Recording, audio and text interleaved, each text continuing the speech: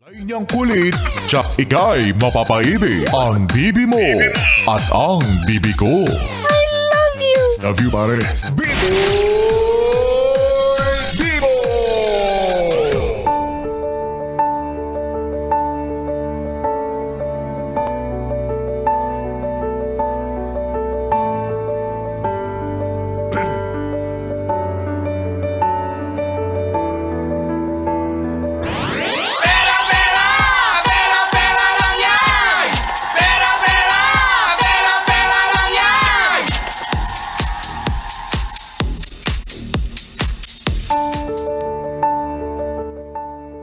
Excited naman masyado sa pera-pera lang yan. Perang-pera naman.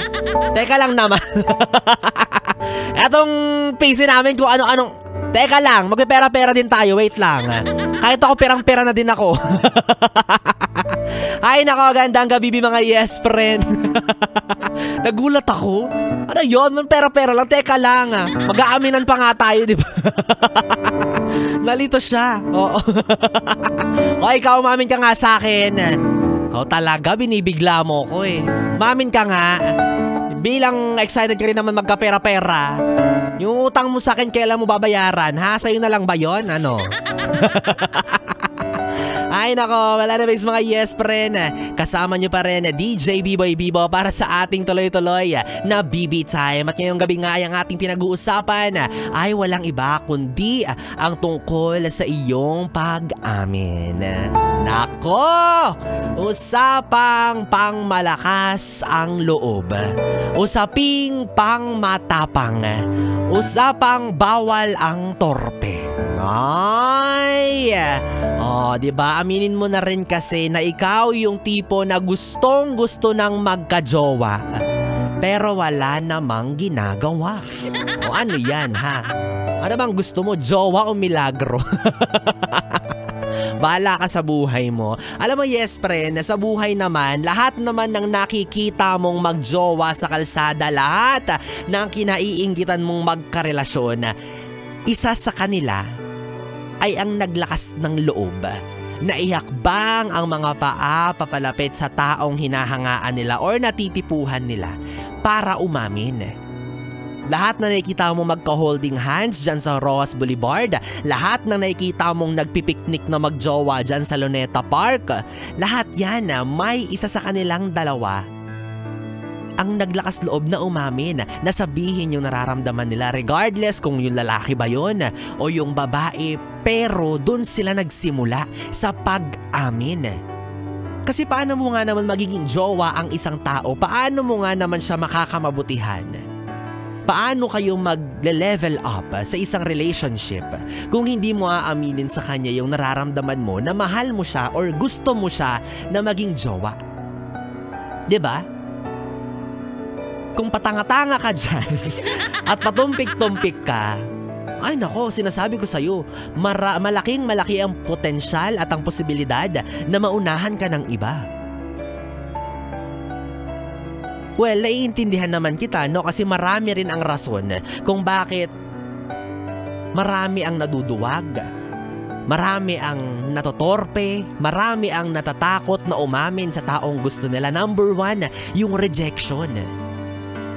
And it is part of it. Kung talagang gusto mo yung isang tao, kung talagang interesado ka dyan, regardless kung ma-reject ka nyan, regardless kung hindi niya tanggapin or reciprocate yung nararamdaman mo para sa kanya, kung talagang gusto mo siya at interesado ka, maglalakas loob kang umamin sa kanya at maglalakas loob kang tanggapin yung magiging sagot niya. Eh ano kung i-reject ka? Ang mahalaga sumubok ka. Eh ano kung hindi ka rin niya tipo? Malay mo along the way, makita rin niya yung good sides mo. Kasi marami rin ganyang cases, di ba, na nung una, ayoko dyan, pangit naman yan, baho ng hininga niyan, di ko yan type. Hindi siya yung standards ko, pero since meron silang determination at ipinakita nila yung talagang gustong-gusto nila yung tao na talaga namang malinis yung intensyon nila at naging consistent sila doon, dumating yung time na nagustuhan din sila pabalik. Minahal din sila.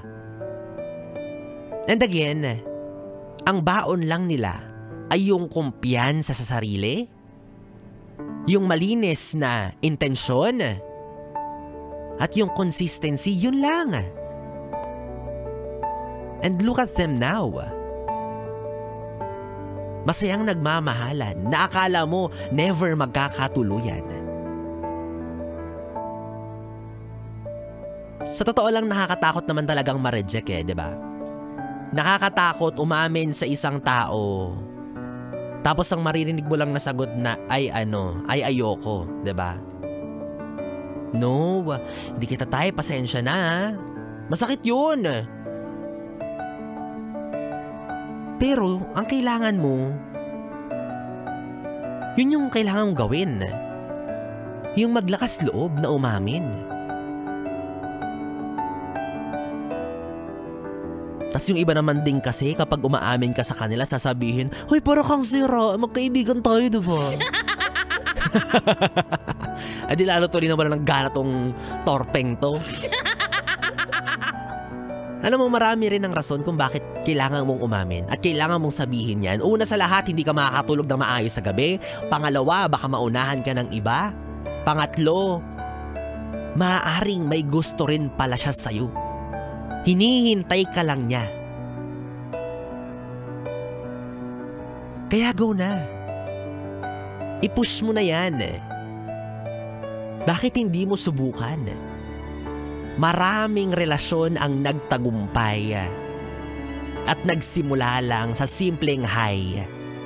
Simpleng hello. Pwede bang makipagkaibigan? Pwede bang makipagkilanlan? Kahit nga makasalubong mo lang sa kung saan, di ba? Malabat first sight ka, magkaroon ka ng interest sa kanya. Kunin mo yung number niya. Nox, lakas ng loob. Ang gwapo, ang ganda. Di ba? Hindi nahihiya. Ganyan dapat. Ganyan dapat para makahanap ka ng katapat. Makahanap ka ng pag-ibig. Lakas ng loob. Ibaba mo yung pride mo. Itanggalin mo yung hiya mo. Walang mawawala sa'yo. Especially kung single naman siya, single ka, walang problema. Walang sabit. Umamin ka, yun yung unang-una mong kailangan gawin for the end time. Sinasabi ko sa'yo, umamin ka para mag-level up kayong dalawa, magka-jowa ka na, utang na loob. Tama na sa pag-aatungan, wala kang jowa. Paano? Wala ka namang ginagawa. Pero, may reservations to. May limitations to. Kahit na gaano kalakas yung loob mo, kahit na gaano kakapal yung pagmumukha mo para umamin ng nararamdaman mo sa isang tao, balewala yan kung yung taong natitipuhan at nagugustuhan mo ay may nagmamay-ari na ng puso. Boom! At doon na imbento ang taong nawalan ng pag-asa. Diba? Ayun yung limitation nun. Diba? After all, lahat ng sinabi ko kanina, okay naman yun, goods naman yun, pwede mong gawin yun. Pero, kung may jowa na siyang tao, kung may asawa na yan, kung pamilyado, ay nako, isilid mo na lang sa ref yung pag-amin mo. Ha? Gawin mo yan sa ibang tao doon sa single, ready to mingle, at gusto ng label. Well, hindi ako yun. Diba? Kapag may jowa na, quiet na. Izip na lang ang mouth, itikom na lang ang zipper. Pakalmahin ang dapat pakalmahin. Ha? Huwag masyadong malandi. Diba kasi iba dyan, kahit alam na may jowa na, umaamin pa rin. Kahit sila mismo, alam nila sa sarili nila na taken sila, may jowa sila, nagchat-chat sa kung sino-sino, nagchat-chat sa iba na, oy, alam mo, type kita. Ay, wala lang to may jowa akong tao, pamilyado ako, baka naman bigyan mo ng meaning to. Tapos pag pinatulan siya, sasabihin, hindi naman ako yung nagbigay ng motibo, nek-nek mo. Ilugar mo yung pag-amin mo, ha? Hindi porket, sabi naman ni Biboy, pwede umamin kahit kailan Dadamay mo pa ako sa kalokohan mo. Oo, para lang to dun sa mga single. Yan, single both ends. So again, yes friend, kung ikaw ay nananatiling walang jowa, nakatunganga, walang magawa, ihakbang mo na yung mga paa mo, papalapit sa kanya, sabihin mo na yung nararamdaman mo, may messenger na tayo, pwede mong gamitin yan na instrumento para umamin sa kanya, 'di ba? Huwag ka nang mahiya, sige na. Kasi mali mo naman talaga, 'di ba? Ikaw lang din yung hinihintay niya. Promise. Walang mawawala. Go. Chat mo na, be. Habang malay mo gising pa yan. Ikaw din, malay mo bukas may ibang umamin dyan, maunahan ka ng iba. Ay nako, wala na ways, yes friend, aamin na rin ako sa inyo, nasa akin pa ang tumataginting ninyong 500 piso. Nasa akin pa ang inyong premyo. Eto na, lakasan mo na ang volume ng radyo mo dahil ipapaubaya ko na at ibibigay ko na sa inyo ang tumataginting na 500 piso. O eto na, pumasok ka na, go! Pera, pera! Pera, pera lang yan! Pera, pera! Pera, pera lang yan! Yan, dyan ka papasok. Hindi yung kung san-san ka sumisingi. Sasalita pa ko, pera-pera lang yan agad. Yes friend, kung ikaw ay nag-send ng iyong entry para sa hinahanap ko ngayong gabi, mga yes friend natin na merong wallet pero walang laman. Ay, relate ako dyan. Kaya naman yes friend, lakasan mo na ang volume ng radyo mo dahil ito na i-anunsyo na ni Biboy Bibo kung sino ang mapalad na nanalo para sa ating pera-pera lang yan promo. Eto na, congratulations! Daniel Rose sa Pantalunan! Hey, grabe naman yan. Alam niyo mga yes friend, ngayong gabi medyo nahirapan akong pumili. Kasi medyo marami-rami sila.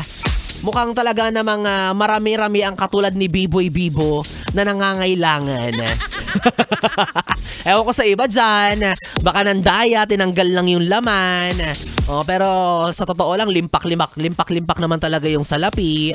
Baala kayo dyan. Ito na nga ang nanalo, si Daniel Rose Pantalunan. Nag-send siya ng kanyang wallet na wala gaanong laman. Sabi niya, always ako nakatutok from San Pedro, Balut, Tondo. Pa-shoutout na din po sa mga babies ko na si Gavin at Hera. I love you both. Yan, tulog na po kasi sila kaya re-record ko na lang po ulit. Ayoko nga. Love you, DJ B-Boy Bibo. Take note, sira pa po yung 20 pesos na laman. Oo, kawawa naman yan. Pero mas kawawa ako, ano ka ba? Ako nga kahit sirang 20, wala talaga. Daniel Rose, kung naririnig mo pa to sa mga oras na to ha, wala na akong utang sa'yo na ang 500 piso. Ikaw naman ang may utang sa akin. Ang kailangan mo naman gawin ngayon, Daniel Rose. Sino ka ba ta? Ang hirap-hirap naman ang pangalan mo. Daniel Rose. Ayan. Ang kailangan mong gawin ngayon ay mag-send ka sa akin ng iyong valid ID and of course ang iyong GCash number. Ayan, para matuloy na namin ma-send sa'yo ang iyong 500 piso para sa ating Pera, pera! Pera, pera lang yan! Pera, pera! Pera, pera lang yan! Wala na guys mga yes friend, 3 oras na BB time na naman ang ating pinagsamahan. Nakapiling nyo ang BB nyo sa radyo, DJ B-Boy Bibo. Na pumipiyok-piyok na sa mga oras na to, Diyos ko. Uuwi na ako. Yes friend, magkasama at magkarinigan tayong muli bukas sa parehong oras, dito pa rin at dito ka lang sa istasyong No Problem, ang 101.1 Yes FM Solid.